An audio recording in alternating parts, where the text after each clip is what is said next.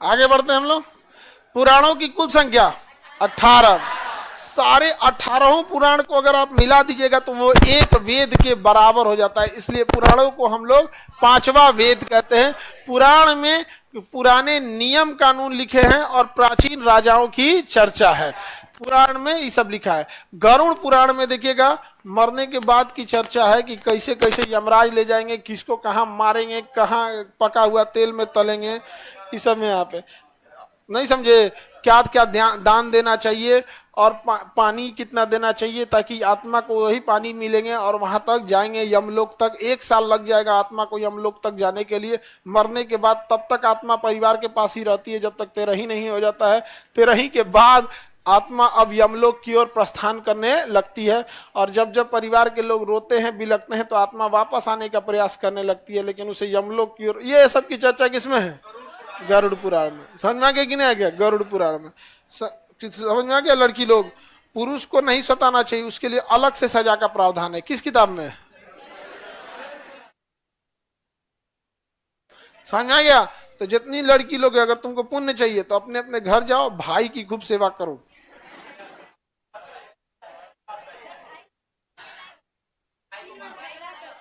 भाई सेवा करने लायक काम नहीं करता है।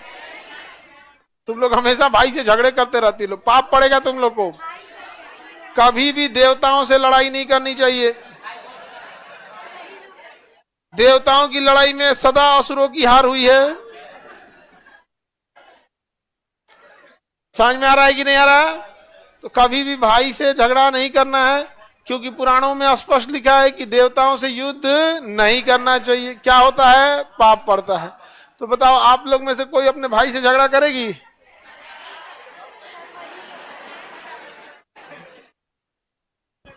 असुर से कर सकती हो झगड़ा?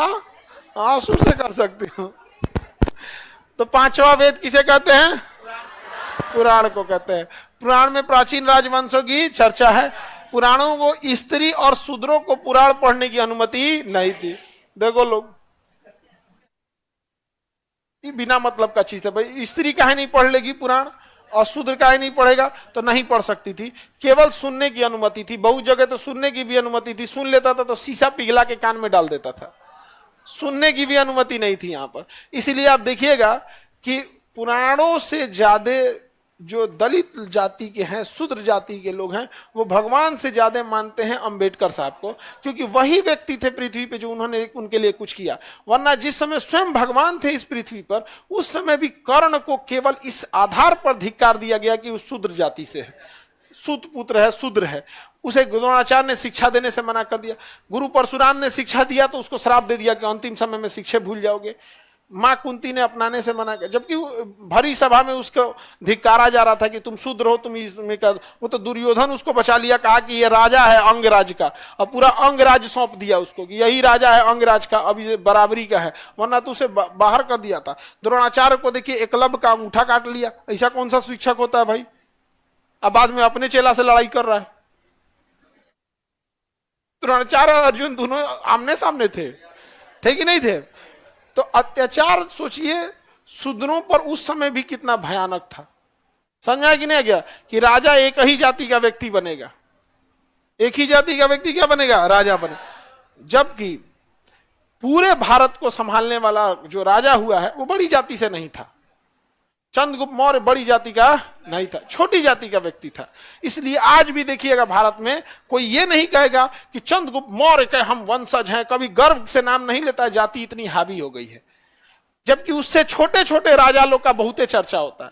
लेकिन जिसने अखंड भारत का सपना देखा, ना कि उसे पूरा भी किया, केवल सपना नहीं देखा, पूरा किया, उस चंद्रगुप्त मौर्य को। लेकिन जाति इतनी हावी है इस देश में कि तुम कितनों महान हो गए हो उससे मतलब नहीं है। एक क्वेश्चन, विष्णु पुराण को देखते हैं। कौन सा पुराण? विष्णु। किस वंश की चर्चा?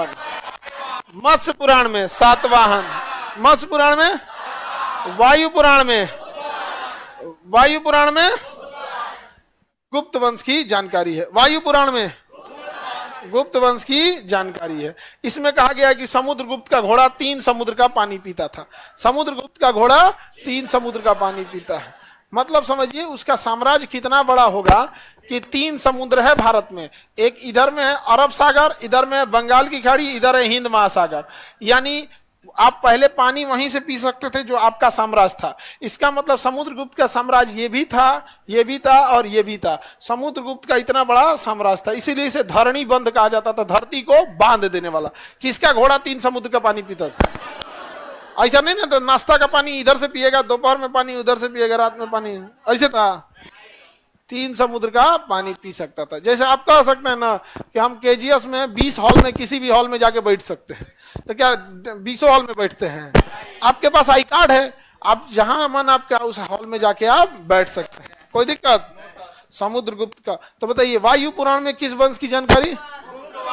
मत्स्य पुराण में सातवाहन, मत्स्य पुराण में सातवाहन। विष्णु भगवान के 10 अवतार की चर्चा, अरे बेवकूफो, विष्णु भगवान के 10 अवतार की चर्चा है मत्स्य पुराण में। किसमें? मत्स्य पुराण में। किसमें? मत्स्य पुराण में। मौर्य वंश की जानकारी, मौर्य वंश की जानकारी विष्णु पुराण। पुराणों की कुल संख्या, पुराणों को क्या कहते हैं? 5वां वेद, या फिर इसे कहते हैं वेदों का वेद। एक बार क्वेश्चन पूछा था, वेदों का वेद किसे कहते हैं? पुराण को। गरुड़ पुराण में कर्म कांड इत्यादि की चर्चा। समझ में आ गया नहीं आ गया? किसी को दिक्कत?